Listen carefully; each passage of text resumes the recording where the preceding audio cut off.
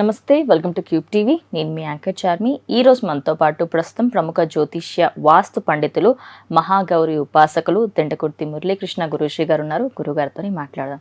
నమస్కారం గురుగారు. నమస్తే అమ్మ. హరి ఓం.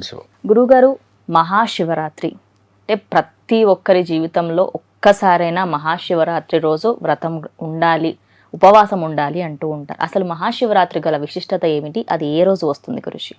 మహాశివరాత్రి అంటే శాస్త్రంలో ఏం చెప్పబడింది? ప్రతిరోజు ఒక శివరాత్రి ఉంటుందంట. మాస శివరాత్రి ప్రతి నెల కాదు నేను చెప్పేది, ప్రతిరోజు శివరాత్రి, దిన శివరాత్రి అంటారు.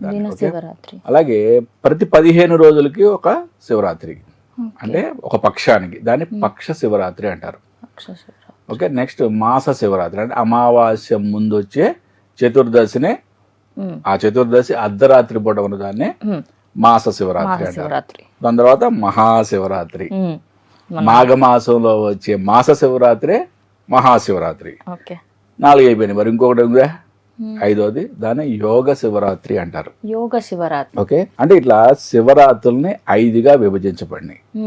మరి అసలు శివరాత్రి యొక్క వృత్తాంతం గురించి రకరకాలుగా చెప్పబడి, లింగ పురాణంలో, శివ పురాణంలో రకరకాలుగా చెప్పబడినాయి. బట్ ఏదేమైనా కానీ మనకేంటి, మనకు కావాల్సింది ఆధ్యాత్మికంగా మనం ఒక స్టెప్ ఫార్వర్డ్ వెళ్ళాలి, అంతే కదా. మనం ఏ పండుగ చేసుకున్నా కూడా ఏదో ఒక తంతుగానో ఇప్పుడు నుంచి వస్తుంది. మనకి శివరాత్రి అంటే ఏముంది చెప్పు? పొద్దు నుంచి రాత్రి వరకు ఏం తినకూడదు, రాత్రి ఏం చేయాలి, టీవీ పెట్టుకోవాలి, టీవీలో మనకి ఇష్టమైన హీరో లేదా ఏ సినిమాలో, లేకపోతే ఇప్పుడైతే జబర్దస్త్ ప్రోగ్రామ్ ఏదో వస్తుంది కదా, అర్ధరాత్రి వరకు జాగరణ చేయాలి, అంతే కదా. మహా అయితే ఇప్పుడు 1 గంటకు 2 గంటకు నిద్ర వస్తే పడుకోవాలి. ఇది మనకి జనరల్ గా మనకి ఎప్పటి నుంచి తాతల నుంచి వచ్చేది ఇదే. బట్ అది కాదు కదా శివరాత్రి అంటే. ఆ శివరాత్రి యొక్క ప్రశస్తం ఏంటి అసలు, అంటే ఎందుకు అసలు శివరాత్రి జరుపుకోవాలి అనేది పురాణాల్లో కొన్ని రకరకాలుగా చెప్పబడింది. బట్ ఏదేమైనా కానీ ఏంటంటే, ఒక విష్ణువుకి బ్రహ్మకి మధ్యలో అంట ఒక వాగ్వాదం వచ్చిందంట. నేను గొప్ప, నేనే సృష్టించాను, నేనే నడుపుతున్నాను అని చెప్పి ఒక ఆయన నేనే సృష్టించాను, ఒక ఆయన ఇట్లా వచ్చింది. వాళ్ళిద్దరి మధ్యలో ఒక లింగాకారం ప్రత్యక్షమైంది. మహాశివుడు ఆయన అన్నాడంట, ఎవరైతే ఈ లింగం యొక్క ఆది కనిపెడతాడో, అంతం కనిపెడతాడో, ఏదో ఒకటి ఎవరు కనిపెట్టినా సరే వాళ్ళు గొప్పవాళ్లే అని చెప్పేశాడు. వెంటనే బ్రహ్మ పక్షి రూపం దాల్చి పైకి వెళ్ళాడు, ఊర్ధ్వంగా వెళ్ళాడు. విష్ణువు వరాహ అవతారం ఎత్తి అధోలోకాలకు వెళ్ళిపోయాడు. ఆయన తవ్వుకుంటూ కొన్ని సంవత్సరాలు అనుకున్నామో ఏదో వెళ్తూనే ఉన్నారు. ఆయనకి ఆది దొరకలేదు, ఈయనకి అంతం దొరకలేదు. వచ్చారు, రిటర్న్ వచ్చి బ్రహ్మ ఏమో అబద్ధం చెప్పాడంట, నాకు ఆది తెలిసిపోయిందని. విష్ణువేమో నాకు లేదు, అంతం నాకు తెలవలేదు, దీని మూలం ఎక్కడ అనేది, లింగం యొక్క మూలం ఎక్కడ తెలవలేదు అని చెప్పాడు ఆయన. కాబట్టి శివుడు బ్రహ్మకి పూజలు నీకు జరగవు అని శపించాడని, ఆయన చెప్పిన దానికి సాక్ష్యంగా ఎవరెవరు ఉన్నారు, ఆవు ఉందని, మొగలి పువ్వు ఉందని శాస్త్రాలు చెప్తాయి అన్నమాట. కాబట్టి ఆవును ఏంటంటే ముందుగా దాన్ని ముఖానికి ఎవరు పూజ చేయరు, పృష్ఠభాగానికి మాత్రమే పూజ చేయాలని చెప్పి శాస్త్రం చెప్తుంది. రెండోది, మొగలి పువ్వు ఎంత సువాసనలు ఉన్నా కానీ అది పూజకి పనికి రాదు అని కూడా మన శాస్త్రంలో చెప్పబడింది. అంటే ఇట్లా డిఫరెంట్ కథలు. అలాగే హలాహలం ఉద్భవించింది, ఆ రోజే వచ్చిందంటారు. స్వామివారు ఆ గరళాన్ని నోట్లో పెట్టుకొని ఆయన సేద తీరారు. కాబట్టి ఆయన ఆ టైంలో కరురెప్పపాటు వేస్తే మొత్తం ఈ యొక్క సమస్త లోకాలు అంతరించిపోతాయి. కాబట్టి ఆయన ప్రార్థిస్తూ స్వామిని, మనం ఆయనతో పాటు మనం కూడా మెలకుగా ఉంటామని ఒకటి. ఇట్లా రకరకాల గాథలు ఉన్నాయి. బట్ అసలు శివరాత్రి రోజు ఏం చేయాలి? ముఖ్యంగా చేయాల్సింది ఉపవాసము. ఉపవాసం అంటే ఏంటి? అంటే ఇప్పుడు జనరేషన్ దృష్టిలో చెప్తే పొద్దున ఒక ఇడ్లీ, మధ్యాహ్నం ఉప్మా, సాయంత్రం 2-3 కేజీల పండ్లు, పాలు, ఇది ఉపవాసం అంటే. సరే, ఉపవసి అంటే దేవునికి దగ్గరగా జీవించటం. తిండికి సంబంధించినది కాదు ఉపవాసం అంటే. ఫస్ట్ గుర్తుపెట్టుకోండి. నీ శరీరం నిలబడగలదా? ఉమ్, ఫాస్టింగ్ ఉండు, అది ఏం తినబాక. అసలు నీకు దృష్టి భగవంతుడి మీద ఉంటే నీకు ఎటువంటి ఆలోచన రాకపోతే నో ప్రాబ్లం, అసలు నువ్వు తినబాక. ఉమ్, బట్ కానీ నాకు ఆకలి అవుతుంది అని అనిపిస్తే ఇల్లు తిను. ఉమ్, చెప్పింది ఏంటి? ఉపవాసి, భగవంతునికి దగ్గరగా జీవించడం. దగ్గరగా జీవించడం అంటే ఆయనకు ఆనుకోలేలు కూర్చోవడం కాదు. దగ్గరగా జీవించడం అంటే ఆయన యొక్క ఆరాధనలో ఆయన యొక్క రూపాలని వాటిని గుర్తు తెచ్చుకుంటూ ఆయన యొక్క లీలల్ని పొగుడుతూ ఆయన గురించి శ్రావ్యం అంటే వింటూ, ఆయన యొక్క కథలను వింటూ, లేదా ఆయన గురించి గానాలు చేస్తూ గడపటం అనమాట. ఉమ్, ఓకే, ఉపవాసం ఇది ఇంపార్టెంట్. రెండోది జాగరణ. జాగరణ కూడా ఏంటంటే లింగోద్భవ సమయం 12 గంటలకు ఉంటుంది కాబట్టి మనం ఆ టైంలో కూడా మొత్తం మేల్కొని స్వామివారిని పూర్తిగా అర్చించుకుంటూ ఆరాధించుకుంటూ అసలు ఏ విధంగా తెల్లవారిపోయిందో తెలియకుండా మమేకమై చేయడమే జాగరణ. ఓకే, ఉపవాసం అయిపోయింది, జాగరణ అయిపోయింది. ఇంకా మనం చేయాల్సినవి ఏంటి? అభిషేకము, బిల్వార్చన. ఐదోది స్మరణ, స్వామివారిని స్మరించుకోవడం. ఇన్ని మనకు చెప్పారు. అంటే నువ్వు అసలు జన్మానికి శివరాత్రి సామెత ఉంది కదా, అంటే ఏంటి? జన్మానికి ఒక శివరాత్రి, అంటే ఒక్క శివరాత్రి అయినా ఈ విధంగా చేస్తే మనం మన లైఫ్ లో అంటే కొన్ని కోట్ల జన్మలకు సరిపడా పుణ్యఫలాన్ని భగవంతుడు ఇస్తాడంట. ఒక్క శివరాత్రి చేస్తే. ఏంటి గురువు గారు మీరు చెప్పేది అర్థం పర్థం ఉందా? నిజంగానే అంటే కదా, ఒక్కటే శివరాత్రి చేస్తే అంత పుణ్యమా? ఎలా మరి? దీనికి భగవంతుడు దీనికి చాలా పురాణాల్లో ఓకే క్లియర్ గా మనకి రుజువులు కూడా ఇచ్చారు. ఓకే, వాటి గురించి కూడా మనం మాట్లాడుకుందాం. ఓకే, కొంచెం వీడియో కొంచెం లెంగ్తీగా అనిపిస్తుంది, బట్ ఎవ్వరు స్కిప్ చేయొద్దు, చక్కగా చూడండి. ఎందుకంటే జన్మానికో శివరాత్రి, ఈ శివరాత్రి అవ్వాలి మనకి. ఓకే, కాశీఖండంలో ఒక మంచి అద్భుతమైన కథ ఉంది. ఓకే, ఇవన్నీ మనకి పురాణాల్లో, ఇవన్నీ కూడా మనకి కథలు అనటానికి లేవు, ఇవన్నీ కూడా జరిగిన సంఘటనల్ని మనకి ఈ పురాణాల్లో రాయడం జరిగింది. ఓకే, దీంట్లో కాశీఖండంలో యజ్ఞదత్తుడి గురించి ఒక కథ ఉంటుంది అనమాట. యజ్ఞదత్తుడు ఈయన పరమశివభక్తుడు.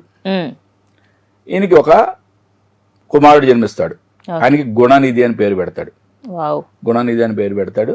ఈ యజ్ఞదత్తుడు రాజువారి కొలువులో ఆయన ఆస్థాన పండితుడిగా ఆయన కార్యక్రమాలు ఆయన చూసుకుంటూ ఉంటాడు.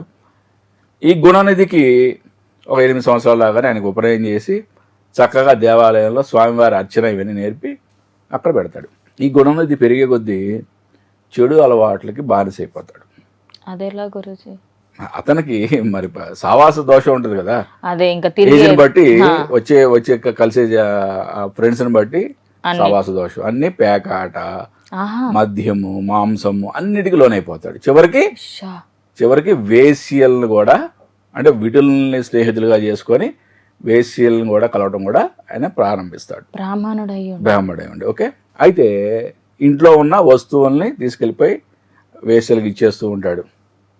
ఓకే, ఒకసారి రాజా మందిరంలో నర్తకి డ్యాన్స్ చేస్తూ ఉంటే రాజుగారి యొక్క దృష్టి ఆ నర్తకి పెట్టుకున్న ఉంగరం మీద పడింది.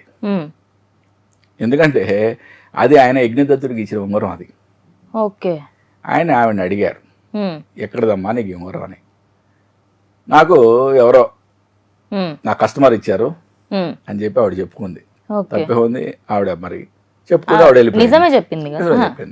స్వామి మరి రాజుగారు యజ్ఞదత్తుని పిలిచి చాలా కోపగించారు ఆయన. ఎందుకంటే ఆస్థానంలో ఉండే వాళ్ళంటే చాలా ఇంపార్టెన్స్ కదా ఆయనకి. లేదు రాజుగారు, దీని గురించి నేను మీకు విచారించి మీకు అసలు ఏం నిజానిజాలు తెలిసి చెప్తాను, మీకు ఎక్కడన్నా దొంగతనం జరిగిందా, అసలు ఏమైందని నేను మీకు చెప్తానని చెప్పి గబగబా ఇంటికి వెళ్తాడు ఆయన. వాళ్ళ ఆవిడని అడుగుతాడు. వాళ్ళ ఆవిడేమో ఇల్లంతా వెతికి, ఆవిడ తెలుసు కొడుకే తీసుకెళ్ళాడని తెలుసు, అయినా కూడా ఆవిడ వెనకేసుకు వస్తుంది కొడుకుని. సరే, మొత్తానికి లేదని చెప్పొద్ది. రాజుగారు ఒక ప్రకటన చేస్తారు, ఈ గుణనిధిని బంధించి తీసుకురండి, శిరచ్ఛేదనం చేయాలని చెప్పి. ఈ వార్త గుణనిధి తెలిసిపోయి పారిపోతాడు. పారిపోతే అన్నం లేదు, వాటర్ లేదు. ఓకే, విపరీతమైన ఆకలి, దాహం. అట్లా ఒక రోజు పాటు అడవిలో అటు ఇటు తిరుగుతా ఒక దేవాలయం దగ్గరికి వెళ్తాడు. ఆ దేవాలయంలో స్వామివారికి అద్భుతమైన అర్చన జరుగుద్ది. అక్కడ ఉన్న నైవేద్యాలు మొత్తం అసలు ఆయనకి వెళ్ళిన కానీ కాన్సన్ట్రేషన్ ఆయన నైవేద్యాల మీద ఉంటుంది. ఎప్పుడు తిందామా అని. ఓకే, ఎప్పుడు తిందామా అని ఆ నైవేద్యాల మీద కాన్సన్ట్రేషన్ ఉంటే వీళ్ళంతా చక్కగా పూజ చేసుకొని అందరూ పడుకున్నారు. పడుకుంటే ఇతను ఆ బాగా చీకటి అయిపోయింది, అర్ధరాత్రి పూట లేచి తినడానికి కోసం అని చెప్పి స్వామివారి యొక్క గర్భగుడిలో ఉంటే లోపలికి వెళ్ళాడు. దీపం ఒకటి మిణుక్కు ఉంది. చాలా అంటే ఇంకా అది కొండెక్కిపోవడానికి రెడీగా ఉంది. వెంటనే తన ఉత్తరీయాన్ని కొద్దిగా కట్ చేసి దాన్ని ఒత్తిలాగా చేసి మంచిగా ఒత్తేసాడు. ఓకే, ఒత్తేసాడు చక్కగా. అక్కడ తన చేతికి ఇది ఒక చెంబులో వాటర్ ఉంటే చేయి తగిలి అది శివుడి మీద పడింది. ఓకే, ఆ వెలుతురులో మొత్తానికి కనపడింది ఆ వెండి పాత్ర. తను ఏదైతే ప్రసాదం తినాలనుకున్నాడో ఆ పాత్ర కనపడింది. దాన్ని తీసుకొని బయటకు వస్తుంటే ఎవరో చేయి తొక్కుతాడు. వాళ్ళందరూ లేచి దొంగ దొంగ దొంగ అని చెప్పి బాగా కొడతారు, భయంకరంగా కొడతారు. ఆ గుణ అనేది చనిపోతాడు, అక్కడే చనిపోతాడు. ఇతను తీసుకెళ్తానికి యమభటులు వస్తారు. మరి ఇతను తీసుకెళ్తానికి ఇటు నుంచి కైలాసం నుంచి శివదూతలు కూడా వస్తారు. శివదూతలు వచ్చినాక యమదూతలు అటే ఆగిపోతారేమో కదా. వీళ్ళేం చెప్తారు యమభటులు, ఇతను మొత్తం చేసిందంతా అంతా అరాచకమే, అన్ని పాప కార్యక్రమాలే, అసలు బ్రహ్మడే పుట్టి ఇట్లా చేశాడు అట్లా చేశాడు అన్ని వాళ్ళు చెప్పుకొచ్చారు. వాళ్ళు ఏం చెప్పారు, ఈరోజు శివరాత్రి. ఓకే, ఇతను 4 జాముల పైగా ఉపవాసం ఉన్నాడు, స్వామిని అభిషేకించాడు, తెలియకుండా చేశారు కదా గురూజీ, స్వామికి దీపం పెట్టాడు, స్వామి యొక్క ప్రసాదాన్ని పట్టుకుని చనిపోయాడు. ఇంకెందుకన్నా ఇంకేం కావాలి, మేము కైలాసానికే తీసుకెళ్తామని చెప్పి తీసుకెళ్ళిపోయారు. అంటే ఏంటి ఇక్కడ ఈ యొక్క స్టోరీలో నిగూఢంగా దాగుంది ఏంటంటే, తెలుసో తెలియకో చేసిన కూడా ఇదే జరుగుద్ది అని. మరి తెలిసి చేస్తే ఇలాంటి స్టోరీనే లింగ పురాణంలో ఓకే నైషధుడు అనే ఒక వేటగాడు. ఓకే, అతను వెళ్తాడు. ఒక రోజు వరకు కూడా ఎటువంటి వేట దొరకదు. చాలా ఆకలితో అలమటించిపోతూ ఉంటాడు. కరెక్ట్గా చీకటి పడే టైంకి ఒక పులి వస్తుంది. ఆ పులి నుంచి తప్పించుకోవడానికి ఒక చెట్టు ఎక్కుతాడు. చెట్టు ఎక్కేటప్పుడు ఒక వాటర్ బాటిల్ తీసుకెళ్తారు కదా, సొరకాయ టైప్లో ఉంటుంది కదా, అది తాగుదామని చెప్పి తీస్తుంటే అది జారి పడిపోయి కింద పలికిపోతే వాటర్. పైకి చెట్టు ఎక్కి కూర్చున్నాడు, నిద్ర వస్తూ ఉంటుంది. ఈ నిద్ర ఆపుకోవడానికి ఆ చెట్టు యొక్క ఆకులు తుంచి కింద పడేస్తా ఉంటాడు. తెల్లారే వాటికి శివదూతలు వస్తారు. పద అన్నారు కైలాసానికి. దేనికి, నేనేం చేశాను, ఏం చేశాను, బతికే ఉన్నాడు. సశరీరంగా తీసుకెళ్తానికి వస్తారు. ఇది హైలైట్ చూడు, సశరీరంగా తీసుకెళ్తానికి వస్తారు. వచ్చి నేనేం చేశాను, నేనేం గొప్ప కార్యక్రమాలు చేయలేదు అన్నాడు. అంటే అతను చెప్తారు క్లియర్గా, చాలా క్లియర్గా చెప్తారు. ఏమని, శివరాత్రి మొత్తం ఉపవాసం ఉన్నావు, కింద శివలింగం ఉంది, స్వామికి అభిషేకం చేసావు, పైన ఆకులను తుంచేసావు. అవేం చెట్టు, బిల్వవృక్షం. అంతకన్నా ఇంకేం పుణ్యం కావాలి స్వామి, నువ్వు పద. అంటే ఇక్కడ అతను ఏమన్నా తెలిసి చేశాడా, తెలియకుండా చేశాడు. మరి నేనేం చెప్తున్నా మీకు, తెలిసి భక్తి శ్రద్ధలతో ఈరోజు మీరు ఏది చేసినా కొన్ని కోట్ల జన్మలకి సరిపడా ఫలం నీకు ఇస్తానంటున్నాడు స్వామి. ఇంకా ఎంత అద్భుతంగా అన్నా ఇంకా అసలు ఏమంటే చెప్పండి. మనకి మన లైఫ్లో ఎటువంటి ప్రాబ్లం అయినా ఉన్నాయి, ఓకే, అది ఎటువంటిదైనా సరే, అది ఫైనాన్షియల్ రిలేటెడ్ అవనివ్వండి, మ్యారేజ్ రిలేటెడ్, సంతానం అవనివ్వండి, లేకపోతే ఆరోగ్య సమస్య అవని, ఏదైనా సరే, ఈరోజు అసలు ఈ మహాశివరాత్రికి చాలా అద్భుతమైన ప్రాముఖ్యత ఉంది. ఓకే, గుర్తుపెట్టుకోండి. ఇది మాస శివరాత్రి మాత్రమే కాకుండా ప్రదోష కాలంలో త్రయోదశి ఉంది. అంటే ఈ రోజు గనక మనం త్రయోదశి వ్రతం కూడా, ప్రదోష వ్రతం కూడా చేసుకొని, అలాగే లింగోద్భవ సమయంలో స్వామివారిని అభిషేకించుకొని బిల్వార్చన చేసి స్వామివారి యొక్క నామస్మరణ చేసుకుంటూ ఉపవాసము అంటే తిండికి సంబంధించింది కాదని గుర్తుపెట్టుకోండి. రాత్రంతా మీరు జాగరణ చేసినట్లయితే మీరు అనుకున్న దానికంటే కొన్ని కోట్ల రెట్ల ఫలితం కలిగి తీరుతుంది. ఇటువంటి శివరాత్రి రావడానికి మరి ఎన్ని సంవత్సరాలు పడుతుందో మరి మొత్తం పంచాంగం చూస్తే మళ్ళీ చెప్పడానికి రాదు. ఓకే, ఎందుకంటే త్రయోదశి ప్రదోష కాలంలో త్రయోదశి ఉండటం ప్రదోష వ్రతం చేయడానికి ప్రశస్తం. అర్ధరాత్రి లింగోద్భవ సమయానికి చతుర్దశి ఉండటం అనేది మనకి మహాశివరాత్రి జరుపుకోవడానికి ప్రశస్తం. కాబట్టి 8 మార్చి నాడు ఇవన్నీ రావడం అనేది చాలా అద్భుతం. ఓకే, దీన్ని ఈ విధంగా మనం 5 ఉపవాసము, జాగరణ, అభిషేకము, బిల్వార్చన, నామస్మరణ. మరి నామస్మరణ అనగానే ఏ మంత్రం చదవాలి? అంతే కదా, పంచాక్షరి అయిన ఓం నమ శివాయ. లేదు గురుగారు ఇంకా మాకు ఇంకా ఎక్కువ పుణ్యం కావాలి, మీకు ఏదైనా అనుష్ఠానం ఉన్నట్లయితే బీజాక్షర మంత్రాలు అనేది చేసుకోండి. లేదా రుద్ర గాయత్రి, తత్పురుషాయ విద్మహే మహాదేవాయ ధీమహి తన్నో రుద్ర ప్రచోదయాత్ అనే రుద్ర గాయత్రి మంత్రాన్ని కూడా మనం చదవడం ద్వారా, స్వామివారిని స్మరించుకోవడం ద్వారా అద్భుతమైన ఫలితం కలుగుతుందని చెప్పచ్చు. గురుగారు ఇందాక మహాశివరాత్రి విశిష్టత చెప్తూ త్రయోదశి ప్రదోష వ్రతం అని చెప్పారు. అది కూడా మార్చి 8వ తారీఖునే రావడం జరుగుతుంది. ఆ రోజు మహాశివరాత్రితో ఇది రావడం వల్ల ఇంకా విశిష్టత ఎలా ఉంటుంది గురుజీ? అంటే మనకి శాస్త్రాల్లో జాతక దోషాలకి విపరీతమైన పరిహారాలు, అంటే డబ్బు ఉన్న వాళ్ళు చేసుకోగలిగిన పరిహారాలు చాలా ఉన్నాయి. అవును. ఓకే, మనకి దేవాలయాలను స్థాపించడం, ఓకే, విగ్రహ ప్రతిష్టలు చేయడం, 1000 మందికి అన్నదానాలు చేయడం, ఇట్లా పెద్ద పెద్ద పరిహారాలు చెప్పబడినాయి. అట్లాగే చిన్న చిన్న పరిహారాలు కూడా చెప్పబడి. ఓకే, ఎవరైనా చేసుకోవచ్చు. ఎస్, ఎవరైనా చేసుకునేది. అంటే మన జీవితంలో ఆర్థిక ఇబ్బందులతో నలిగిపోతున్నాం మనం, లేకపోతే వివాహం కావట్లేదనో, లేదే సత్సంతానం కలగట్లేదనో, లేదే సంతానాలు కలగడానికి ఎన్నో ఆటంకాలు, అంటే అబార్షన్లు అవ్వడం అనో, ఇలా రకరకాలుగా జరుగుతున్నాయనో, అయితే భయంకరమైన దీర్ఘకాలిక వ్యాధులతో బాధపడుతున్నాం. సమస్య ఏదైనా సరే, ఓకే, మనకి చాలా వ్రతాలు చెప్పబడినవి. కృతయుగంలో భగవంతుడు మనకి సమాధానం చెప్పాలంటే కొన్ని 1000 సంవత్సరాలు మనం తపస్సు చేస్తే గాని భగవంతుని యొక్క అనుగ్రహం కలిగేది కాదు. త్రేతాయుగంలో యజ్ఞ యాగాదులు పెద్ద పెద్ద మహాక్రతువులు చేస్తే గాని భగవంతుని యొక్క అనుగ్రహం కలిగేది కాదు. అలాగే ద్వాపర యుగంలోకి వచ్చేప్పటికి పూజలు వ్రతాలకు వచ్చాడు భగవంతుడు, చాలా సింప్లిఫై చేశాడు.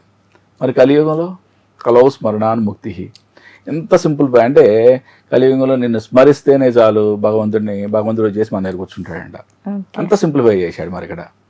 కానీ మనకి అది చేయడానికి కూడా మనకి టైం సరిపోవట్లేదు, ఏం చేద్దాం, బద్ధకం ఎక్కువైపోయింది గురుజీ. అయితే ఎంత భయంకరమైన పెద్ద పెద్ద దోషాలకైనా కూడా నేను ఇంతకు ముందు ఎప్పుడు కూడా ఈ వ్రతాల గురించి రివీల్ చేయలేదు. ఓకే, ఈ ఎపిసోడ్ చూసేవాళ్ళు అదృష్టవంతులు అని నేను ఘంటాపదంగా చెప్పగలను. ఓకే, ఎటువంటి మన జీవితంలో ఎటువంటి ప్రాబ్లం అయినా ఉండాలి, నేను చెప్పబోయే ఈ వ్రతాల్లో ఏ ఒక్క వ్రతమైనా సరే భక్తి శ్రద్ధ ఈ రెండే కావాల్సింది. ఓకే, ఒక వంటకం తయారు చేయాలంటే చాలా ఇంగ్రీడియంట్స్ కావాలి, కానీ భగవంతుణ్ణి కొలవడానికి మాత్రం కావాల్సింది ఉప్పు కారం, భక్తి శ్రద్ధ. ఉప్పు కారం అంటే ఏదైనా రుచిగానే ఉంటుంది. కాబట్టి ఇవి సమపాళలో మీరు భగవంతుని కనుక చేస్తే అద్భుతమైన ఫలితం వచ్చి తీరుతుంది. కొంతమంది చెప్తారు, గురుగారు మేము 7 శనివారాలు వ్రతం ఇప్పుడు 3 సార్లు చేశాను సార్, మాకేం ఫలితం లేదు. నువ్వు శ్రద్ధతో చేస్తే ఎందుకు ఉండదు ఫలితం? అసలు సమస్య లేదు, అసలు రాలేదు అనే మాట వద్దు, అసలు అది ఉండదు. అంటే అక్కడ నువ్వు ఏదో మెహర్బాణి కోసమో లేదా ఏదో గొప్పల కోసమో 10 మందిని పిలుచుకోవడం చూపించుకోవడం కోసం చేస్తే అది నీ తప్పు అయి ఉండొచ్చు, కానీ భగవంతుడి సైడ్ నుంచి ఎప్పుడు కూడా అటువంటిది ఉండదు. ఆయన అందరినీ కూడా సమానంగానే అనుగ్రహం ఇవ్వడానికే రెడీగా ఉంటాడు ఎప్పుడు కూడా. ఓకే, నేను చెప్పబోయే వ్రతాల్లో ఏ ఒక్క వ్రతం అయినా సరే మీరు భక్తి శ్రద్ధలతో చేస్తే మీ జీవితంలో ఉన్న ఎటువంటి కష్టమైనా సరే తొలగి తీరుతుంది. వాటిల్లో కొన్ని మీకు చెప్తా. 9 మంగళవారాల, అంటే 9 వారాలే, ఇది 9 వారాలే, 9 మంగళవారాల రాహుకాలంలో దుర్గాదేవి పూజ. రాహుకాలం అంటే టైం గురుజీ? మంగళవారం పూట సాయంత్రం 3 to 4:30, 3 నుంచి 4:30 వరకు. ఓకే, ఈ టైంలో చేసుకోవాలి. నెక్స్ట్ 7 శనివారాల వ్రతం, అంటే వెంకటేశ్వర స్వామికి చేసే 7 వెంకటేశ్వర శనివారాల స్వామి, వ్రతం. ఓకే, నేను ఇక్కడ ఈ వ్రతాలు ఎలా చేయాలనేది మీకు సెపరేట్ మళ్ళీ ఎపిసోడ్లో మీకు క్లియర్గా చెప్తాను. లేదా మీరు పూజా స్టోర్లోకి వెళ్ళి చిన్న బుక్స్ ఉంటాయి అవన్నీ దాంట్లో క్లియర్గా ఉంటుంది. ఓకే, దాని గురించి పెద్దగా వరి కావాల్సిందేం లేదు. ఓకే, 7 శనివారాల వ్రతం. నెక్స్ట్ 16 సోమవారాల వ్రతం. 16 సోమవారాల వ్రతం. ఓకే, 12 ప్రదోషకాల త్రయోదశి వ్రతం. ప్రదోష వ్రతం అంటారు, త్రయోదశి అని చెప్పవసరం లేదు, ఎందుకంటే త్రయోదశి నాడే చేయాలి ప్రదోష వ్రతం. అంటే ప్రతిరోజు చేసేవాళ్ళు కొంతమంది ఉంటారు కాబట్టి వాళ్ళ కోసం చెప్తున్నా. 12 మహా ప్రదోష వ్రతం అంటారు, అంటే అమావాస్యకి ముందు వచ్చే త్రయోదశి నాడు చేసే వ్రతమే మహాప్రదోష వ్రతం అంటారు. 12 24 ఏకాదశి వ్రతం. ఓకే, 9 వారాల లక్ష్మీ కుబేర వ్రతం. లక్ష్మీ కుబేర ధనం కోసమా గురుజీ? ధనం కోసం. అంటే దీంట్లో మాక్సిమం మీకు ఏదైనా మీకు అర్థమైపోద్ది. 7 శనివారాల వ్రతం కానీ 16 సోమవారాల వ్రతం కానీ దేనికైనా చేయొచ్చు.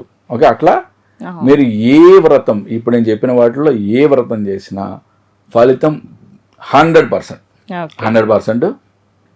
దీంట్లో ఎటువంటి డౌట్ పెట్టుకోవాల్సిన అవసరం లేదు. దీంట్లో ఇప్పుడు నేను చెప్పిన వాటిల్లో 80% నేను ఆచరించి చెప్పేవే.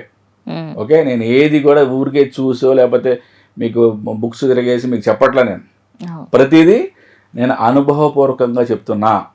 నా సేయింగ్ కూడా ఉంది, you have no right to preach unless until you adapt the principle in your life. Okay, నా నోరు పెగలదు నేను అది ఆచరించకపోతే. దాంట్లో ఎటువంటి డౌట్ లేదు. ఓకే, దీంట్లో 80% వ్రతాలు, 1-2 వ్రతాలు నేను ఇప్పుడు చేయలేదు. 80% వ్రతాలు మేము చేసినవే, భార్యాభర్తలు మేమిద్దరం చేసుకున్నవే, కాబట్టి దాని నుంచి అద్భుతమైన ఫలితాలు పొందినవే. ఇవన్నీ శాస్త్రంలో చెప్పబడింది, కాకపోతే ఇవి వెలుగులోకి రావలేదు. మీరు ఏ పెద్ద పెద్ద గ్రంథాలైనా సరే తీసి చూడండి, కాలసర్పదోషం గురించి లేకపోతే ఇంకేదన్నా పితృదోషాల గురించి ఉన్న ఎన్నో రకాల పరిహారాల్లో చివరగా ఈ చిన్న చిన్న వ్రతాలు కూడా చేకూర్చి ఉంటాయి. బట్ ఇవి వెలుగులోకి రాలేదు. ఓకే, ఈ ఎపిసోడ్ ఎవరైతే చూస్తున్నారో వాళ్ళు అదృష్టంగా భావించండి. మార్చి 8వ తారీఖు చాలా అద్భుతమైన రోజు. ఓకే, ప్రదోష వ్రతం చేసుకోవాలనుకునే వాళ్ళు, మహాప్రదోష వ్రతం చేసుకునే వాళ్ళు 12 మహాప్రదోష వ్రతాలు ఈ రోజుతో స్టార్ట్ చేసి 12 నెలల్లో కంప్లీట్ చేసుకోండి. మీకున్న ఎటువంటి సమస్యనైనా ఆ పరమశివుడు అద్భుతంగా తీర్చిపెడతాడు. ఇప్పుడు ఆపరేషన్ లేకుండానే మోకాళ్లకు ప్లాస్మా ట్రీట్మెంట్, మీ ఆర్థోపెడిక్ సమస్యలన్నిటికీ రోబోటిక్ టెక్నాలజీ ద్వారా తక్కువ ఖర్చుతో శాశ్వత పరిష్కారం, ఫ్రీ కన్సల్టేషన్, ప్రతి ట్రీట్మెంట్ పై 20% డిస్కౌంట్. ఈ ఆఫర్ కొద్ది రోజులు మాత్రమే, త్వరపడండి. V9 hospitals 9281465842.